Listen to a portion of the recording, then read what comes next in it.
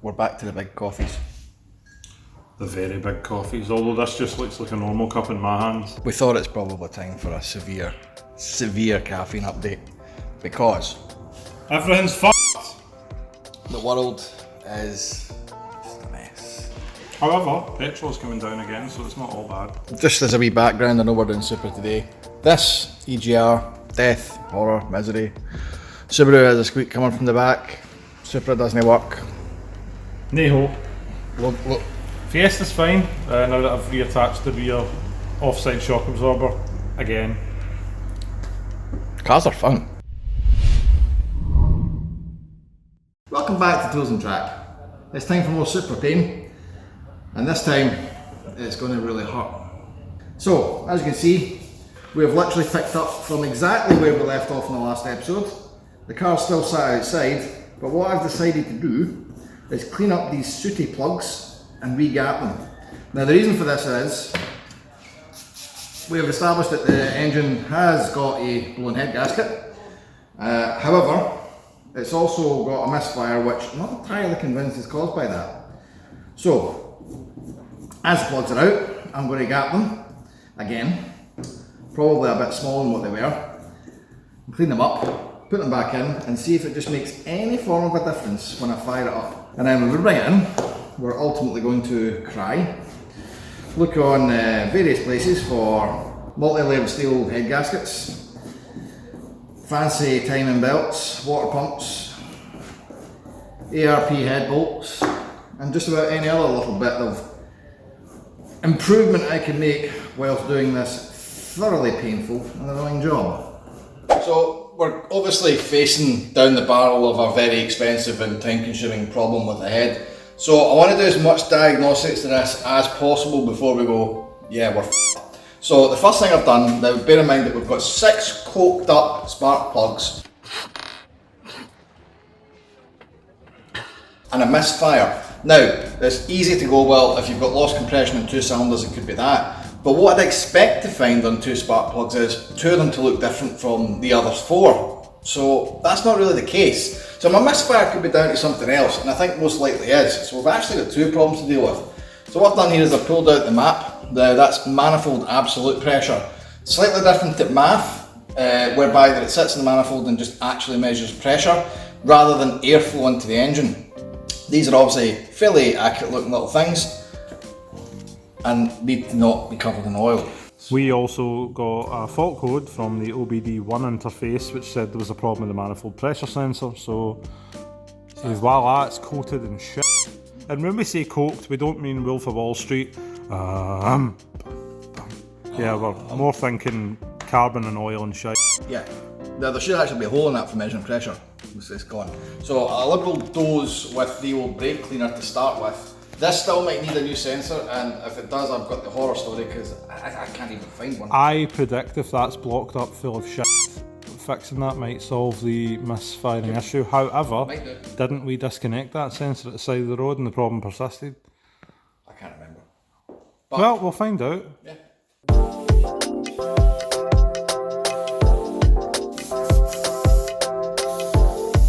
Okay, so I put the valve back in, cleaned off a lot of brown, so hopefully that might solve my problem.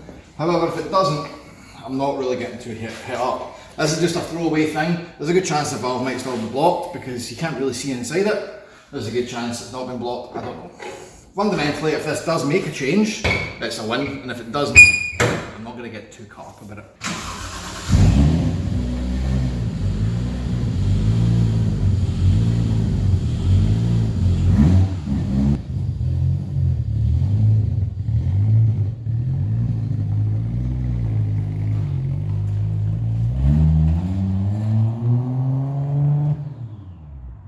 So you join us back in the engine bay. Now we're not going to bother with 1 to 4 because we know that they're all sitting at 175 psi compression.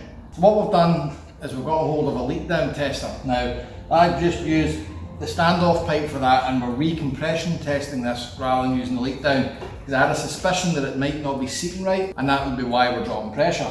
But we've just done it here, and again we're sitting at what, 130-ish pounds per square inch, so that's pretty much the result we got yesterday. Yeah, it's pretty low. So just for the sake of random diagnosis and chucking into the wind, I'm going to put the plug for cylinder 6 in and try it again. We get a slightly higher reading, it could tell us something. It could not, but it's worth a giggle. The result's the same. Yeah. Which means the likelihood of it being... Well, there is, I thought it might give us something, but also the gas that you got the valves might be opened, which means it'll be leaking out anyway. So that's I might not tell us anything, but it was worth a try. Right. So now we're going to go and get a definitive reading for number 6. So what we're trying to do here is understand where the hole is. Is it the cylinder head gasket, which is the direction that I'm leaning in? Is it piston rings, bent valves? Who knows? At this moment in time, not me, but considering every time the big man has guessed about anything we've done to either the Impreza, this car or other, he's been right. I'm really hoping he guesses that we're just using wrong equipment and there's no wrong engine. But that's not your guess, is it? No, my guess is the cylinder head gasket, of course. Largely, to be fair, because I was told by a friend at a garage that deals with a lot of imports. Every import they see come in the country needs a cylinder head gasket for whatever reason.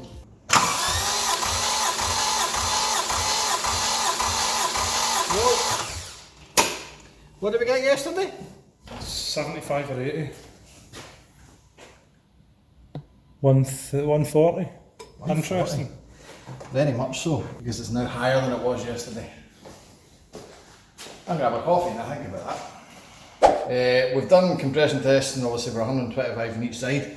I've just set top dead centre on cylinder 1, which means we should be top dead centre on cylinder 6. I'm starting to debate that because when I plug this in, It leaks like f***. oh no, it doesn't. No, it doesn't. As in, it's now full without any problems whatsoever. But like literally 2 seconds ago it was hooting out of somewhere.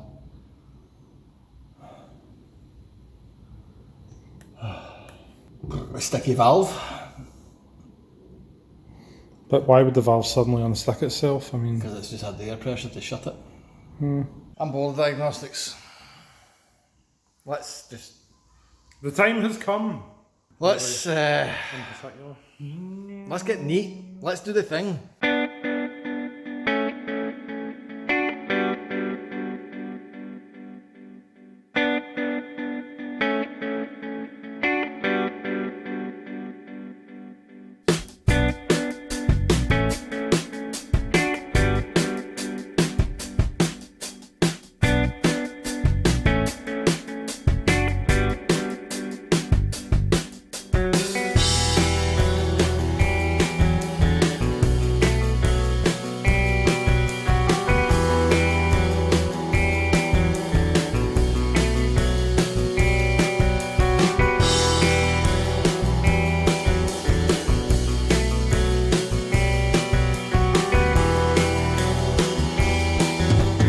So we've got to a point and I have stopped to have a wee think because this is one congested engine bay and there is a lot of bolts we would normally find Jubilee clips.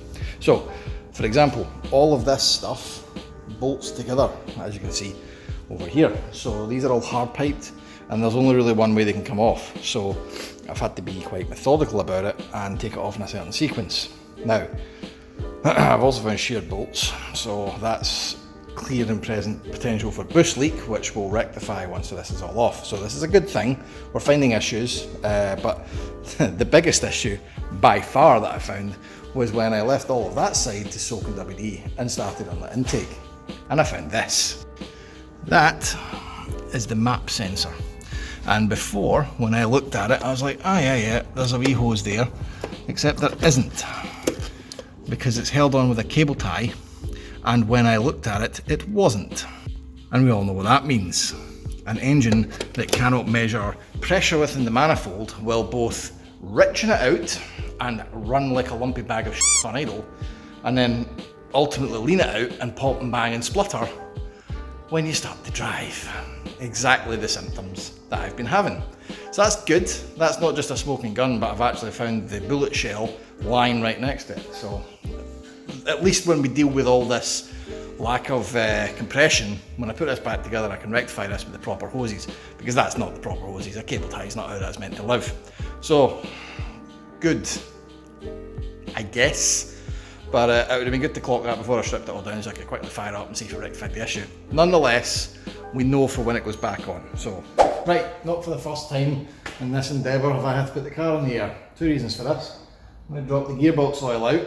Not necessarily essential for a head gasket, but when you take the head off, there'll still be latent water sitting in the galleries that will go back into the sump.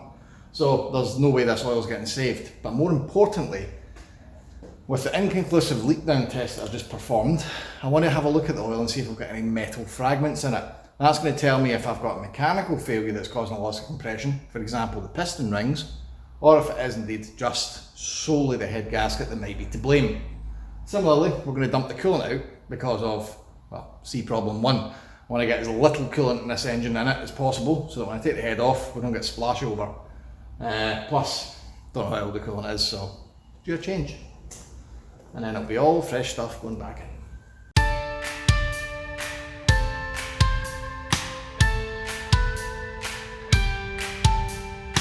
Well, the chances of a magnetic sump plug were pretty slim, but on the plus side, the oil looks clean. We'll do a wee quick dip to see what the metallic fragments are like. Try and get a clean finger to start with. It's definitely brown, but I'm not seeing much in the way of grit, which is positive. All the same, we'll get it all out, and assuming no chunks follow, we'll run a mag pen through it. Let's see what it comes up with. Another point I'm going to have to do is take the downpipe off. I'm going to have to do it to get the turbos off regardless, but my annoyance was I tried to avoid doing that when we were doing the clutch because it's a pain in the arse. Silly.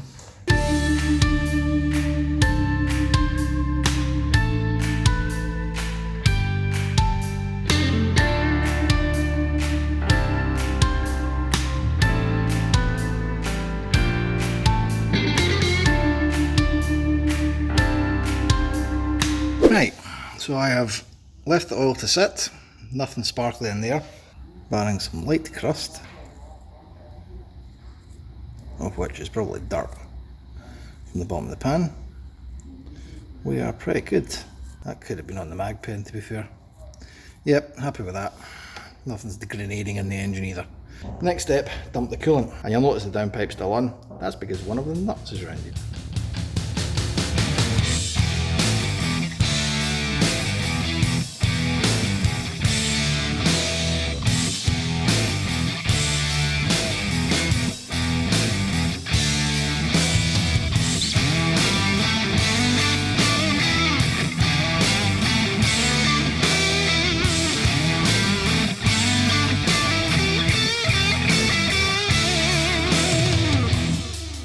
Okay, this is the wrap up point for evening one.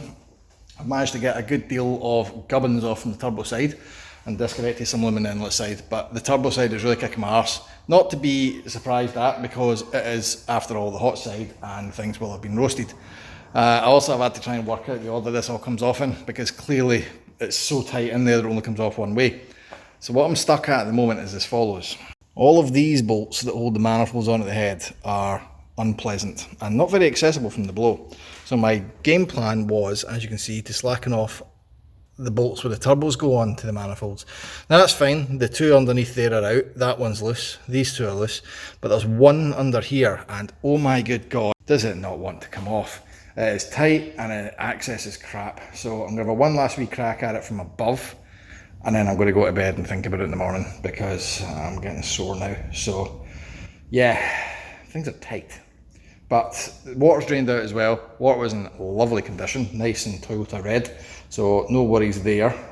Also no hints of oil, so I think if there's low compression in the back too, this is fairly recent, but it's good to just do this and it's done.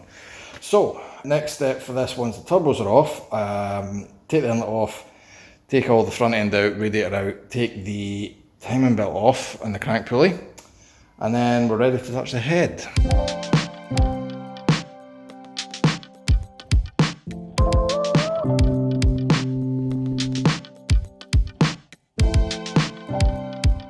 Right, it's been 84 years, but I think this is now in a position where I'm ready to try and move the turbos. I say I think because I have removed more components to get these turbos off, for the turbos, than I have stripped off of entire cars to restore them.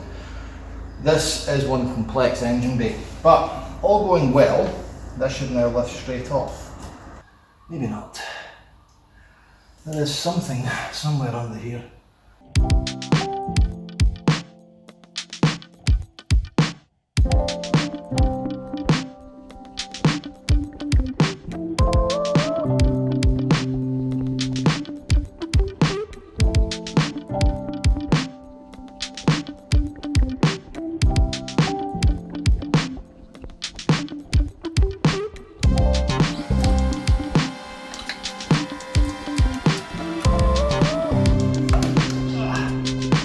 I have a theory that Mr. Toyota back in the 80s was married to some lassie whose father-in-law ran the Nagasaki 10mm bolt company, and he's clearly done some arrangement to make sure that every single bolt underneath this manifold, of which there are about 700, is a 10mm. Because, I mean, they're just everywhere, 10mm. Holding on brackets, holding on earths, you name it. But I think, which means I know for a fact I won't have, but I think I've got most of these off, so we have now got an isolated manifold. Similarly, I've got all the electrical side on this end undone, so really it's just a sandwich manifold at this point, sandwiched by doom. So I am going to now take one last 10mm, honest to Christ man, yeah, one last 10mm. I'm going to start, breaking off all the manifold bolts. Now it looks like this inlet manifold is a two-staged affair as well. So I'm going to break it off at the first stage because that's all I'm going to be able to reach, and see what that gets us. Which means the second stage manifold that holds the fuel rail will probably remain in place, but I'm okay with that. I mean, what is this? I'm in so much trouble, by the way. I'm never going to remember where all this stuff came off of. Right, I've just shut the bonnet. That's another night under my belt. I'm going to go home and have a bath again, because the pain is significant. I've not bothered doing any of the turbos other than taking them straight next door to Craig to see what can be done. While they're off, it makes sense to see if the problem that plagues Supras, that ceramic turbo nonsense, can get resolved. So if there is some way to resolve that, happy days, we'll show you what's involved, and hopefully then, at least for having had the turbos off, there is a bit of benefit for it. But just before we wrap up, remember that neat and tidy bench? Here's all the gubbins and tools that we have needed. Quite simply put, just to get the turbos off. And I have tidied this. So all of this needs to find a home on the way back in, and we've still got more stuff to come. So yeah, just before we finish up, I think we'll take the inlet off, eh? Yeah, f it.